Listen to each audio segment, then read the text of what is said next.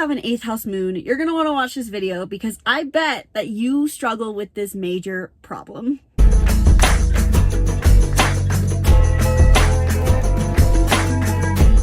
Welcome back to the channel. I'm Isabelle, your spiritual rebel friend, and today I wanted to talk about the 8th house moon placement and a big struggle I bet they have and how to navigate it, because this is a very powerful placement to have. The 8th house moon is one that indicates someone who really desires and needs emotional depth, but because of that, they may struggle with potentially attracting the wrong people and experiencing chaos. And I want to go more into what this struggle is so that you're aware of it, because I've seen a lot of people go about having this placement unconsciously and they feel like, oh, I'm just surrounded by negative people.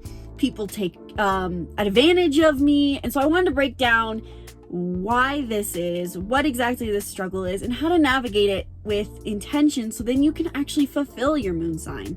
Now, before I dive in, make sure you hit the link in the description below to check out my astrology course, which is now launched, the Master Astrologer, and book a birth chart reading if you want to dive into this more.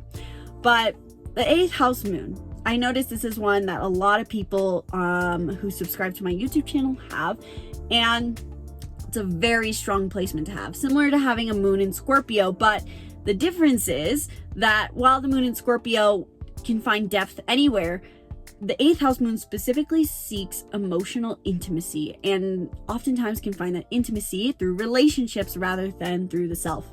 If you've watched my 8th house moon video, if you've been looking into your 8th house moon, I bet you're someone who's realized they need to develop a vulnerable relationship with themselves before they go into intimate relationships with others. But the 8th house is the house of intimacy. It rules over all things related to Scorpio themes, but in the material reality. And so the 8th house is literally the area of our life that is intimate connections. It comes after the 7th house, which is where we do more so lighthearted handshake conversations and relations. This is where we take our friendships, our romantic relationships, our relationship with ourselves to a deeper level.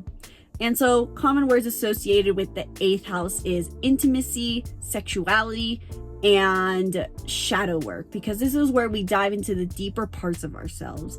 Not to be mistaken though with the 12th house. The 12th house is the house of our unconscious, our mind, our unconscious mind, our deep psychological fears, which does require diving deep, but this is quite literally about the mind, whereas the 8th house is about the emotional side of it. So in a way, the 12th and 8th house are very similar, but the 12th house is about the mental side, whereas in the end, the 8th house is about the emotional feeling. And so if you have a moon in 8th house, you have a high desire and need for emotional intimacy, for emotional fulfillment. You probably find that you're someone who gets very vested or wants to be vested in your relationships. And if they feel superficial, it does not vibe with you. You are not one for small talk or lighthearted conversation. You want to dive deep. You want someone who wants to go deep with you. And so here's the thing with an 8th house moon, because this is the house of intimacy, what I've noticed is that these people unfortunately have a massive struggle to overcome with just simply the fact that they tend to attract toxic, negative people, or simply put, they attract that. Because the 8th house is the house of intimacy and depth, they tend to attract people who have a deep sense of inner chaos. It is simply in a way that the 8th house moon, because they seek out a sense of closeness and they want the positive side of intimacy and depth, what ends up happening is because they see things so deeply and make people feel so seen, all these negative, so to say, vibrational people who need to be healed and are healing themselves are vibrationally attracted to them, and they basically seek them out to say, here, fix my problems, listen to my problems, but don't actually fix them because I just want to feel justified for my suffering. And so the people with the 8th house moon may feel like they are attracting negative people. And I do want to note, this is just more so a theory. I'm hypothesizing. This is something I've kind of noticed with people who have an 8th house moon.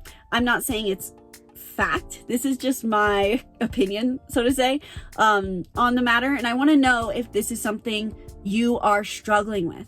Is this actually something as an 8th house moon that you're feeling? Do you feel like you are constantly being bombarded by people who have a lot of chaos going on in their lives? Their lives are falling apart. They have deep emotional, psychological issues. Potentially even so, simply put, you may find people who want to trauma bond to you. And this can be a really big struggle, I bet, because the 8th house moon in the positive just wants in the end to feel close. And in the positive sense, with someone who probably feels like they're on their wavelength, it is not asking for them to parent them, but who can show their emotional vulnerability. And for this reason, I recommend that 8th house moon people, or I would bet that 8th house moon people probably do better with those who have a water moon, such as Cancer, Pisces, or Scorpio, or those who also have an 8th house moon. People who are emotionally developed, emotionally self-aware is overall probably going to be healthier for you. But if you're attracting these kind of people, asking yourself how you can shift your vibration from diving deep and being that space for people to a sense of, I guess, self-sufficiency, maybe, in the sense of going as deep into yourself as you are into other people, and holding an energetic boundary that says, I'm open to depth, but I'm not open to healing other people for you. I'm not open to healing for other people. I have low battery on my phone. What else is new? So let me know in the comments below, 8th house moon, is this something that you're struggling with? Do you attract toxic people? Do you constantly attract people who are chaotic? And how can you shift that energy from, instead of being chaotic, seeking out chaos, can you cultivate a sense of energetic harmony in your life to then attract people who are harmonious but can still go deep? This is a hard thing to navigate for sure, and I want to help out as much as possible. So let me know what is working for you. Let me know if you're experiencing this in the comments below. And while you're down there, be sure to book a reading if you want to talk about this more. This is just a little thought I wanted to share, and if this is something that interests you guys, I would love to go deeper into it in another video, talking more about how exactly this attraction mindset works, and simply how being a deep person may mean you attract people who are more negative, so to say. I know that for me, that's a huge thing.